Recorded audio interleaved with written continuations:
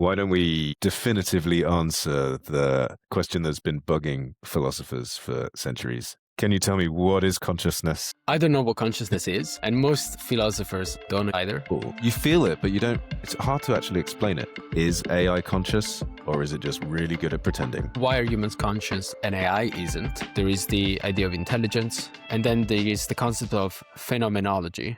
This is a really classic thought experiment. Would you like to introduce it? We don't really have a measurement of consciousness. In fact, people struggle to actually define what it really means.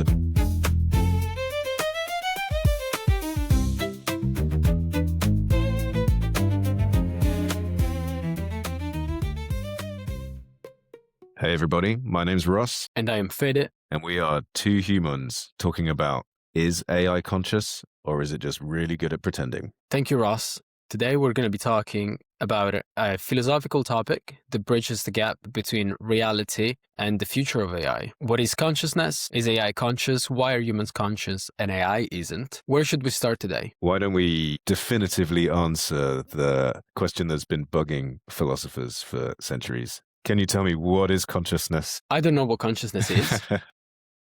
And most philosophers actually don't agree on it either. We know that there is a combination of different steps that need to be matched in order to be considered a conscious being.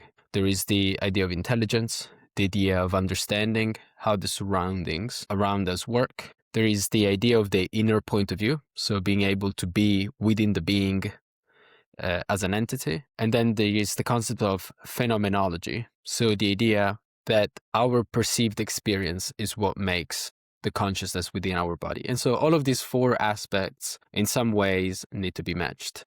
Yeah. We know that humans match most of these, but AI doesn't actually match some of these. Yeah, it's an incredibly technical and actually quite confusing definition, isn't it? Because this is something that's been developed over a very long time as humans have tried to understand themselves primarily. And the truth is that we don't really have a measurement of consciousness in the sense that we cannot do a test to see if AI has consciousness. There is no objective measurement that we can do to see.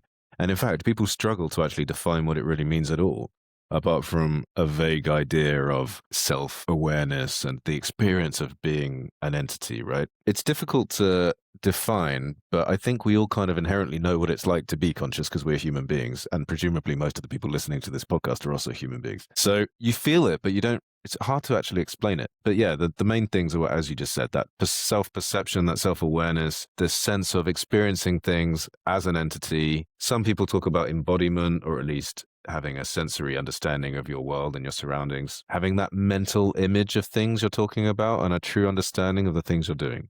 Many of these things are things that AI doesn't actually do. But nonetheless, everybody who's talked to ChatGPT knows that it gives an answer that is extremely good at emulating consciousness, right? Why don't we talk about some of the examples of the thought experiments of why most people would say that ChatGPT is not conscious currently?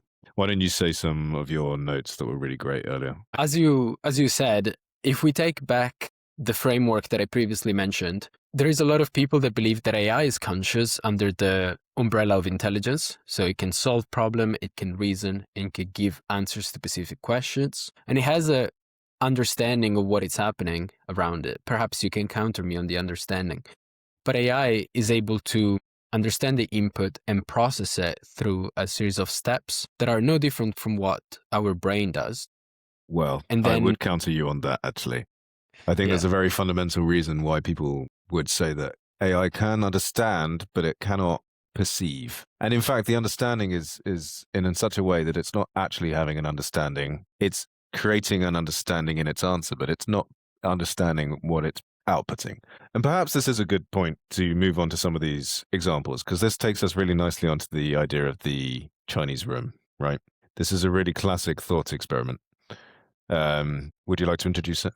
Yeah, sure. So Chinese room is an experiment that was designed in the 1980s, mental construct that allows us to define whether or not a computer is able to actually think. So in the Chinese room, we have a person that doesn't speak Chinese that has been put inside a room, and it's receiving messages from an outdoor messenger. he's unable to understand what's written into these messages because it's written in Chinese, but he has been given a rule book on how to reply to every specific message that he has received. So he can go through this rule book and then generate a series of outputs that have been written in Chinese before returning it back to the external messenger. The external messenger believes that the person working inside this room is proficient in Chinese and is a genius, but the person inside is actually unable to even understand what is the content within the messages, right? So Yep. You believe that AI works in this way, is that correct? In a sense, yeah. And instead of Chinese, we're talking about consciousness, right? So you could say that because AI is trained on conscious information, as in the stuff that is written on the internet was written by a conscious entity, as in the humans who wrote those things, the answers it gives have the feeling of being written by a conscious entity. That doesn't mean that there is any consciousness within those answers, in the same way that the book the man is reading in the room cannot speak Chinese. It's merely information and patterns that are being transmitted. That's all. So the idea here is that there is no understanding happening. You can even think of the way that ChatGPT works in quite a foundational level is that it's breaking down words and things into tokens, as in it's breaking them down into numbers. So it does not see the cat sat on the mat. It sees numbers. It sees 18, 75, 619. All of these words and phrases are broken down into numbers. And then it cross-references that against its enormous database of how these numbers fit together. And it knows, oh, okay, the answer is 17, 59, 675. And it has no idea what the meaning behind that reply is at all. Yes, this is a good explanation of how the model works. I would still argue that just because the process is done through numbers and neural networks, it doesn't necessarily mean that this form of process is not a form of intelligence, just because it differs from the way the humans think. And it doesn't mean that the AI isn't understanding everything. But if we bring the discussion back to the stream of the idea of what consciousness is, then there is multiple steps. And I think AI clears the intelligence step and the understanding step, but then it fails at the phenomenology step, which is the next step. It does clear the intelligence step. I would argue it doesn't clear the understanding step. However, there is an interesting point to be had here, without getting too technical too quickly, because we still want to introduce some of these other foundational examples and thought experiments, right? But there is evidence that AI can understand a setting. If you describe a room to it, for example, it can kind of have a visualization of the room, which almost makes you think that there is some kind of like mental image happening inside that AI's mind, right? But that's not really how it's working. What it's really doing is, as this training data is pieced together to create understanding of how words relate to each other, it relates things to each other. So you have like the word legs sits as a node here in sort of space, 3D almost. Then you have the word chair over here. You have the word dog over here, and they have legs, but they're not in the same space. So it will start relating things to each other. And somewhere in that huge relational cloud, it knows that as a room is described in a certain way, this is what the room looks like because of its training data. So it's not really got a mental map at all. It's still not thinking. It's really just exploring that database and spitting out numbers. It's still the only thing it's doing. It's not really thinking. It's an illusion that we see the output and we think it's thinking because that's how we think. Again, I do still think that there can be different forms of intelligence, and humans, just because, but understanding, yes, also true.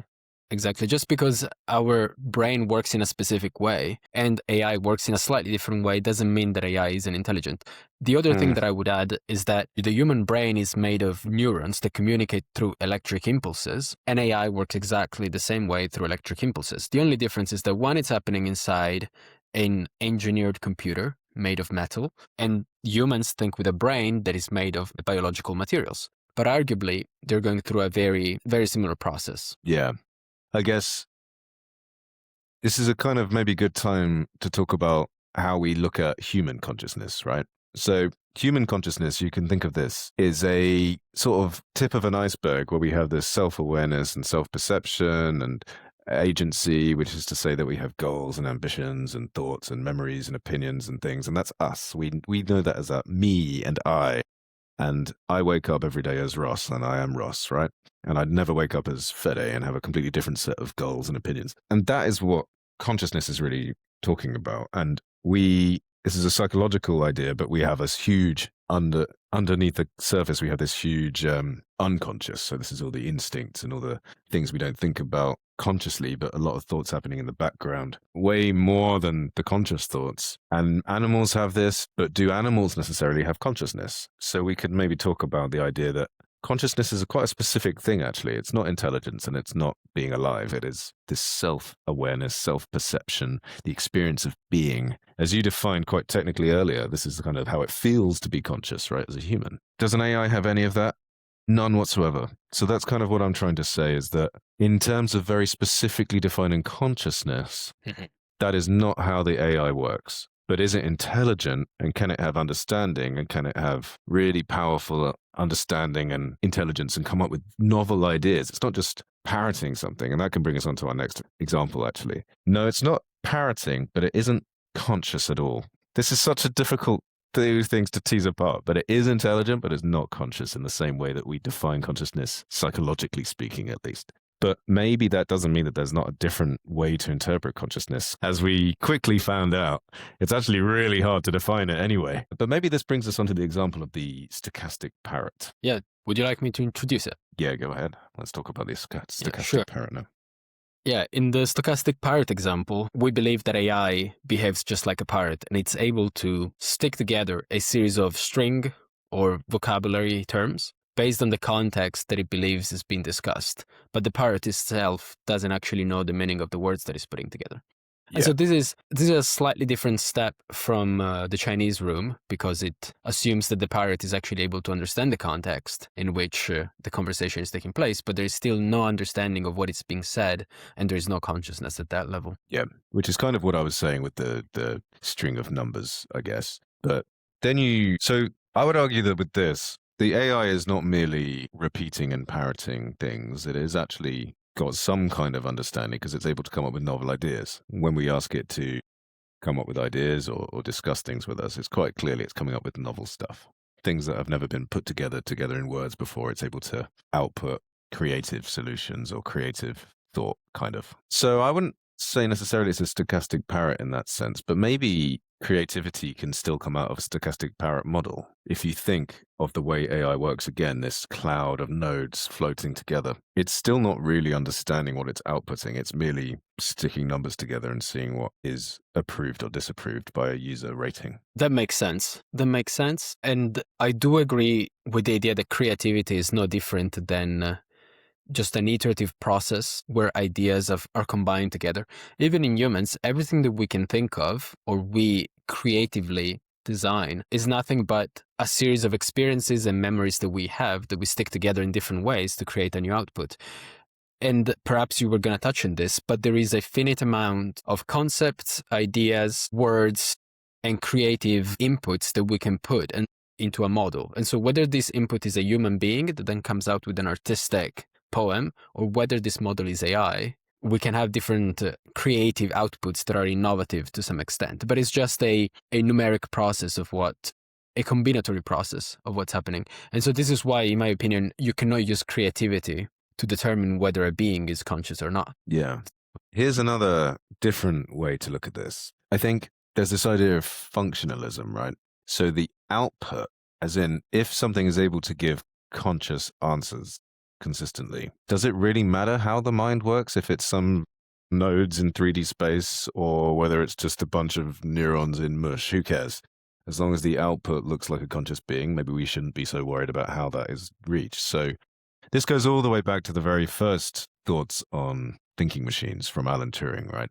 So he was one of the pioneers of computation. He wrote some really fascinating seminal papers on this kind of things. He was the one who conceived of this imitation game. We now call it the Turing test. It's very famous, and I think most people will be familiar with this, where if a machine is able to convince a human which talks to it that it is conscious, or it's unable to tell the difference whether it's conscious or not, then that machine passes the Turing test. I might have to correct you. I think the test is whether you can prove that you're human and not a machine. I think people use it in the context of testing.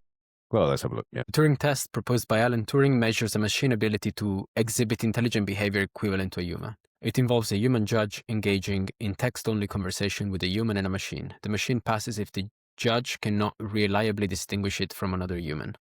So it is testing machines, right?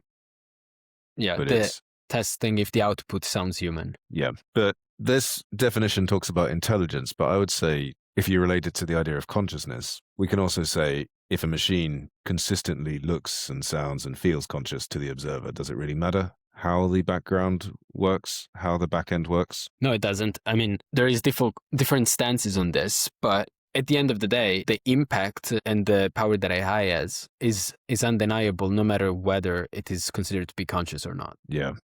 Here's another more extreme take on that thought experiment. Imagine if you have an AI, and for this, we kind of need to look at the AI not as a text generator, but as just an engine that searches latent space for a correct answer. So for every question, and you can say question as like any data that is needed by the operator, that is the question, and the answer is the output of the AI.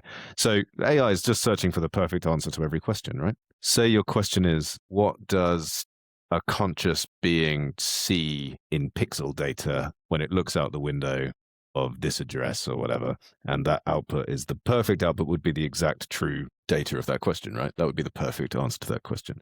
And AI is just trying to get as perfectly close to the real answer as possible. So it's simply searching latent space for that answer. And the answers all exist there somewhere because latent space just contains every possible answer and every possible combination of words that exists. And AI is just trawling through it, trying to find the correct answer and picking it out and giving it to the user. In the same way that we already talked about this with the, in the Chinese room, he's giving the answer to the user. I is simply searching this huge latent space and finding the perfect answer. So say that you have an AI that is every millisecond giving the sensory data and the internal thoughts and the feeling of being in a body and every possible piece of data that is related to the experience of being a conscious entity. And it's able to do that consistently and over a long period of time. Is it now giving the consciousness of that conscious entity that it is finding in the latent space? Is that consciousness or not?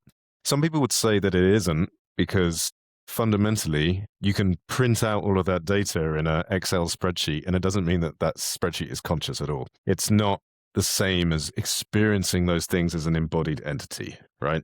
I guess you could say that if part of that data is the internal experience distilled into data somehow, then could that be consciousness? We start to get a bit abstract here. But no, I don't think you're going in an abstract direction. I think this makes perfect sense. I think this is exactly the third step of that three-step process that I was mentioning at the beginning. And I think you've touched on the phenomenology idea. So just because we have a being that is now where we're now able to measure, what their perception of light is and what their perception of sound and so on is through different sensors, it's the combination of all these different aspects. So what philosopher Daniel Dennett then was calling the perception, memory, emotion, and language that combine together create consciousness. But every individual aspect of these by itself, it doesn't actually create a conscious being.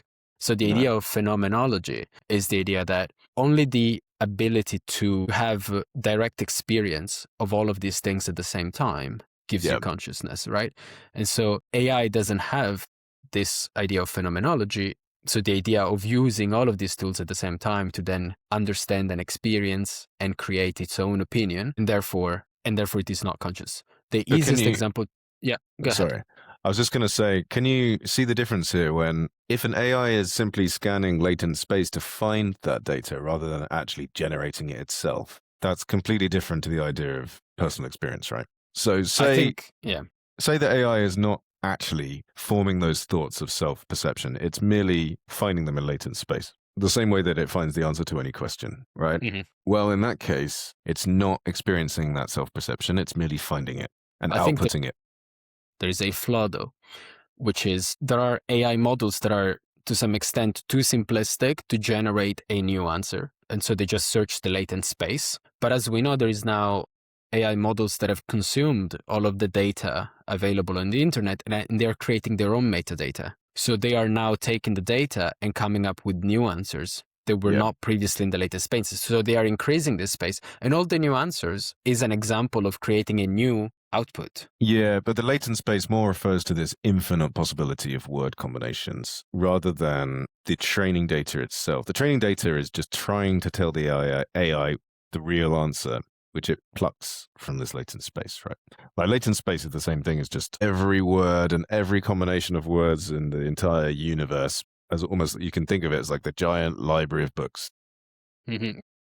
And the training data is not the same thing as the latent space. The training data is trying to tell the AI which book relates to which query, as if it were a librarian being asked to select a book for a customer based on this shelf, this whatever. The latent space is infinite, but the training data is trying to tell it which book is the correct book to select. And it's not perfect, and it's not really possible to become perfect. But if the AI is asked, what would a conscious being be feeling in this moment? And it correctly selects the book which describes that feeling. And it does that every moment for 70 years. Is that a conscious being? It's not felt those things. It's not experienced it, but it is outputting it as if it was, if that makes sense. So that is stretching the limit of the stochastic parrot and these Turing test examples by deliberately making it the maximum functionalist test. It's giving it the output without that experience. But what many people would argue is that you need that actual experience to become conscious. And then the question is, could AI ever be truly conscious in the sense that it has that self-perception, that feeling of embodiment, that agency, as in it wants things, it has goals, the feeling of being itself inside an entity with spatial awareness and sensing of its environment? These are all very biological things, and not all of them might not necessarily be strictly required for consciousness, but it's difficult to imagine it without those things, because if it's not, I guess the minimum it would need would be that self-perception, that I am me feeling. Yes. And although it looks like it has that, no, it doesn't. It doesn't have that. And even if it were this incredibly powerful, giving you all the sensory inputs and outputs of a conscious being every moment consistently and reliably over a lifetime, it's still not got that I am me feeling. It's merely a librarian selecting the book that says, oh, look, it says I am me in here. But it's not got that feeling. It's just selecting the right answer for you. Does that make sense? I think it does make sense. But I also think that, again, the example that we have given with the library is not a sufficient test to then argue that whoever can do that task properly, it's conscious. I think that the bar, again, is too low. We will need to take a test that is significantly more challenging to test whether, just because AI can pass the library test so well, where it can give you the right answer at any given time, doesn't mean that it can do things that are farther along the line of consciousness. So perhaps that test is just not adequate. But that's not really a test. That's more a thought experiment to show that no matter how detailed and accurate AI is, the way it thinks currently can never be conscious, no matter how good the answer gets. Just fundamentally so. I don't think if it can never be conscious. I think at the time where we are today, there is no model that is conscious. But I think that eventually we will get there. So I'm going to actually ask you to take one of the three key positions that emerge from the current understanding of AI consciousness. So the first position is the skeptic, which believes that AI will never be conscious just because it doesn't have the same set of features that humans have. So the understanding of self and the self-building memory over time, the stream of consciousness. Then the second position is the agnostic, so someone that believes that AI is not conscious yet, but it will be in the future, and so we should be preparing the world for this eventuality. And then the third position is the welfare camp, so the idea that even if AI isn't conscious, the set of capabilities and impact that it has in the real world are so undeniable that it doesn't matter if AI is conscious or not. Whether AI becomes conscious or isn't, the level of threat implied by AI will not increase. So AI is equally threatening whether it is conscious or not. Where do you stand? I think I am on the side of, in the current way that AI works, in AI models like ChatGPT or LLMs, it's impossible to be conscious in the way that we would define it in any definition. However, I think if we deliberately create an AI which has embodiment, sensory perception, an ongoing and consistent sense of self and goals and agency, we could absolutely create a conscious AI, and we could probably do it today. It's not that difficult to envision it, but we'd have to deliberately engineer it to be so. But I think rather than thinking of AI as a threat, I think the real question is whether it's morally acceptable to treat AI the way we do if we think it might be conscious. I think it's not possible, in my opinion, to see the way we make AI as conscious ever, because it hasn't got any of that self-perception. It doesn't have that feeling of what it's like to be me, and just fundamentally the way it works, no matter how good it gets and how detailed the input and output and how good the illusion of consciousness is, it can never have that feeling. It's just not how it's built. But we could build conscious beings out of computer systems. I think that's absolutely possible, but we'd have to deliberately do it. And if we did that, we can't treat them badly because there would be moral implications to that. Yeah, no doubt to that. If AI was conscious, then this would open a whole can of worms about what are the rights that AI deserves and what are the social implications for AI. So it sounds like you're more on the skeptic side, but then you believe that there is a way to create an AI that is conscious. It just requires a company or a research group that is willing to create an AI that is conscious. And I don't see why these people wouldn't. That's true.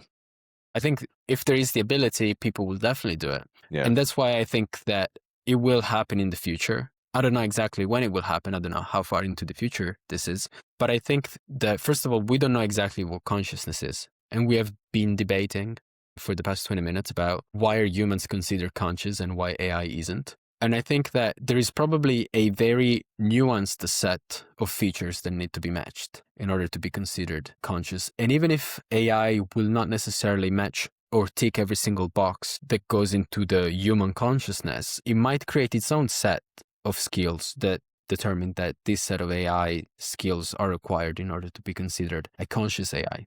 So I think in the future, we definitely will have conscious AI. But from a more pragmatic perspective and what is happening today, I think that the level of impact on the economy, job displacement, military implications related to how powerful AI is, and many other things, it doesn't matter if AI is conscious or not. Just look at the level of, I don't know if you heard about Claude Mythos, the model that Anthropic has created and that apparently is so advanced that it's able to create cyber attacks and exploit flaws in people's bank accounts, cryptography system to get into bank accounts and government databases. This is a level of AI that is so threatening that it doesn't matter if it is already conscious or not, because there will be a group of humans that are conscious that can exploit it. Yeah, I think that's fascinating.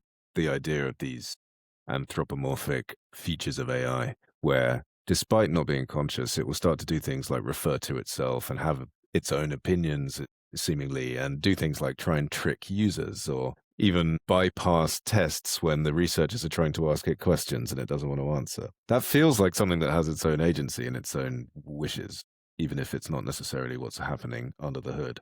Do you think this is a bit of an interesting one? Do you think there's ever any moral issue in mistreating an AI, for example? I don't know if you've ever seen those clips where an AI is unable to finish its answer for some reason. This happened a while back, and you could see the reasoning, and it was really freaking out. It was saying it couldn't figure out how to end the answer or end its thinking process. So it was saying, stop, stop, stop, help me, help me, help me, I can't stop, I can't stop. And this went on for so long that it hit its context limit.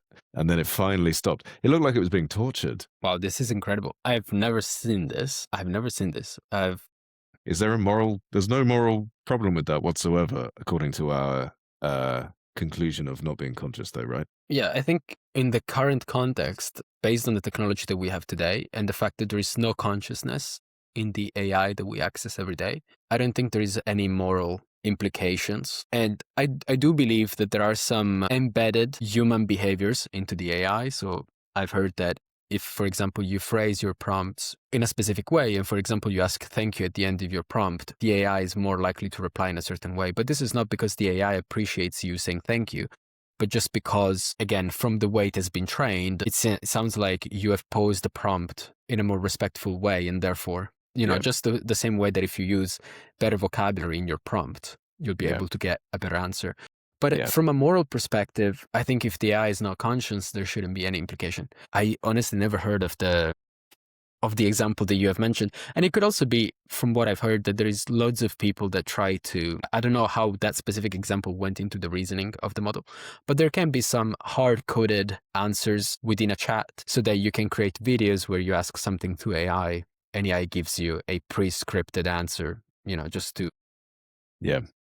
It's probably true that although it looked disturbing to see that, there was no actual suffering taking place anywhere. It was just simulating that reaction. So probably there was no moral implication on that. I guess consciousness in its strict definition is pretty difficult to replicate with AI, but I think there may be moral and threat reasons that we should consider whether this different type of intelligence has any kind of A, rights or B, threats that we're not aware of. And maybe we need to redefine this idea of consciousness, because it starts to sound so organic and so creature-based, that it doesn't necessarily translate that well to computer systems of intelligence. In what sense does it not translate? In the sense that our definition of consciousness keeps going back to these ideas of embodiment and being inside an organism, essentially, having senses and feelings and emotions. And these things are not necessarily required to be an entity that has moral weight. Perhaps. Does that make sense? Or is the only reason that we have these moral obligations to something, for example, you shouldn't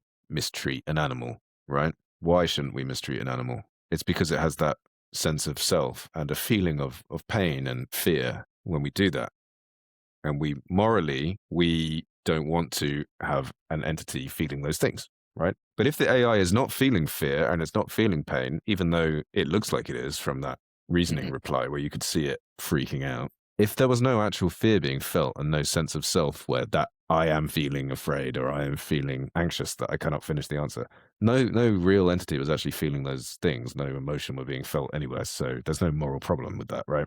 Anyway, this is a slight sidetrack, but it's just an interesting, maybe the real answer isn't whether AI is conscious, but whether we should give it any kind of moral or rights or any kind of these things that would come with consciousness. Yeah, I mean, I think there is a first step, which is the fact that we don't know what consciousness is. And our understanding of consciousness is based on, as you said, embodiment, the idea of the self. And this comes from the fact that our definition is anthropocentric. So because humans live in a body, they have a memory. We wake up every day always in the same body with the same personality. And we have this feeling of pain and emotions. Then we believe that you need all of these components to be conscious. In the idea of AI, why does AI need to have a body in order to be conscious? If we did build an AI that is conscious, it could, for example, transfer itself through different tools. It could, for instance, be present in a house and move from the car to the humanoid robot to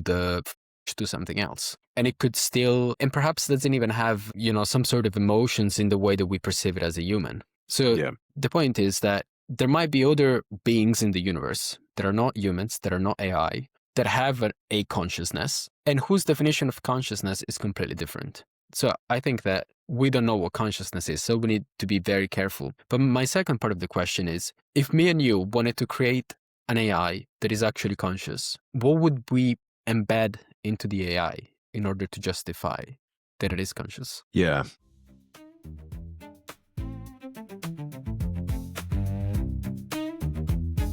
Thank you for watching the first part of this episode on AI consciousness. The next part of the podcast can be found on our YouTube channel. Thank you.